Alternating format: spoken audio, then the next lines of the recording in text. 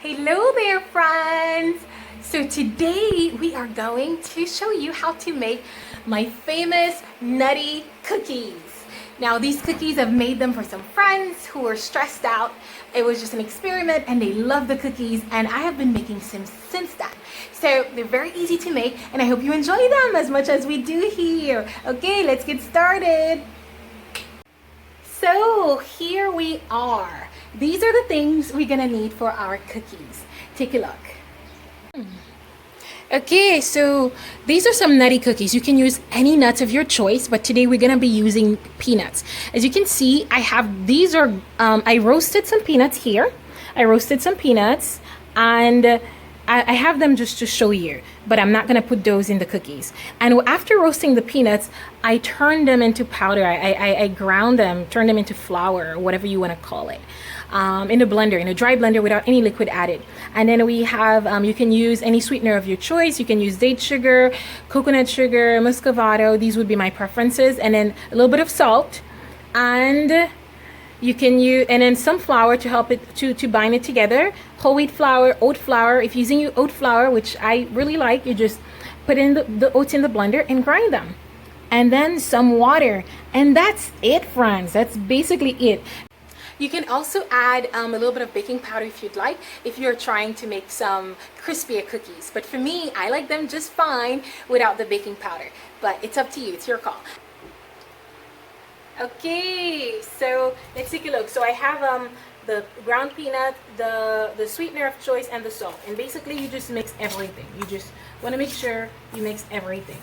And then, as you can see, it's a lot of ground nuts. It's a very nutty cookie. And then I add my water. Okay, so I add all my water to it. Come closer, please. So we can get a sticky, yummy, sticky, sweet, nutty mixture. You can actually add some vanilla in there too if you'd like. And one thing that I like to do, if I'm trying to impress someone, in addition to vanilla, I like to add lemon zest. It adds so much flavor to these cookies. But today, I won't. As you can see, I'm making a pretty large batch of cookies. This will give me about 24 cookies because I'm hoping to share those yummy goodies with my neighbors. So now once we've mixed everything, what is left to do is just we add the flour at last, okay? Now for the flour, the goal is adding just enough so that the cookies can bind and hold together. So let's do this. So I have my flour here, and I'm gonna start mixing. And we mix, and we mix, and we mix until we get this. So yeah, so let's take a look. I mixed it all up, and I put just enough flour to bind it enough. And this is the texture that we get. We get like this nice cookie dough. It's so good. It's so good. Now here's a pro tip for you. If you use oat flour instead of whole wheat flour, what you can do, you can take your oats, you toast them first and you grind them into flour. So by toasting them, you cook them well. And when you mix it with this dough, you can actually eat this without baking it. You can eat it like cookie dough. And I guarantee you will thank me for this idea. Okay, so we have the cookie now. And what we're gonna do is we're gonna shape them. And this is how we shape them. We take a little bit of, maybe like about a tablespoon, however big you want your cookies. And then we're gonna turn them into a little ball.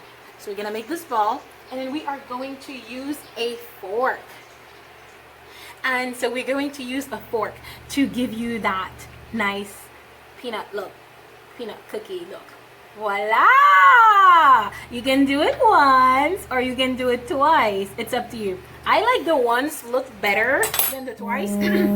But a lot of people like the once look. Let me show you so you can see a comparison.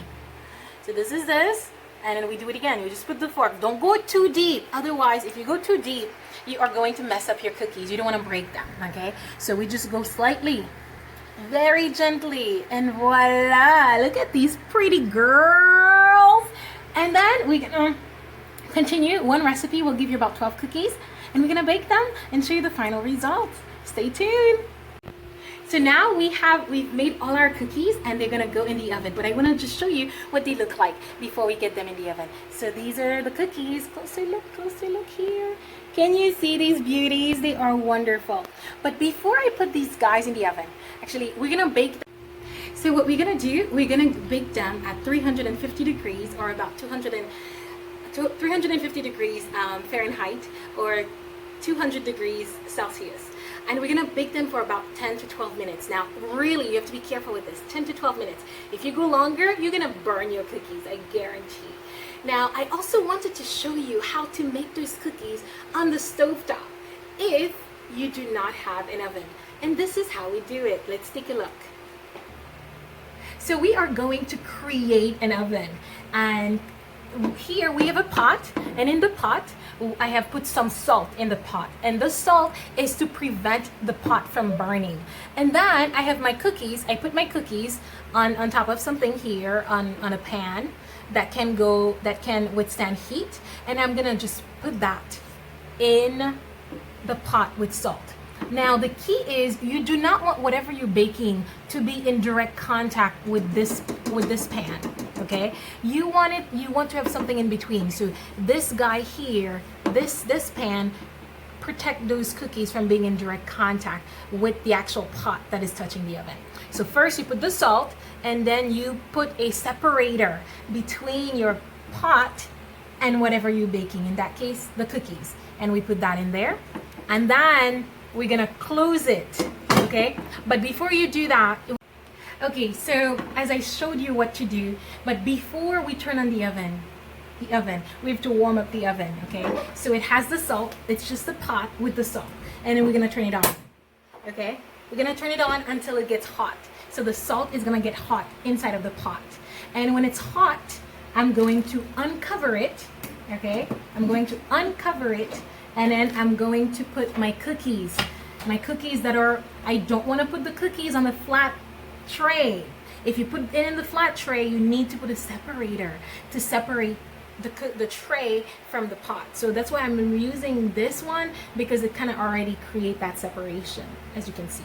So my pot is hot, and then I put my cookies in there. I put my cookies in there, and then I'm gonna cover them and let them bake. And then afterward, if I want them to get, a little crispier on the top, I can remove them. But I've made pizza that way, and it works excellent. For pizzas and things that requires, that you're trying to, that have been leavened, you really want to make sure your pot is hot, like an oven, preheated like an oven before you put it. And that's it. So we're gonna cook these on the stove, and we're gonna cook the rest in the oven, and we'll show you the final product. Friends, I really gotta show you this. This is it. This is life-changing cookies right there. Take a look. So these are the cookies on the stovetop, and they are ready. They are perfect. They actually finished cooking before the ones in the stove. Alrighty, now look at our cookies. Some of them are really nice and golden and crispy. Oh yes, sir.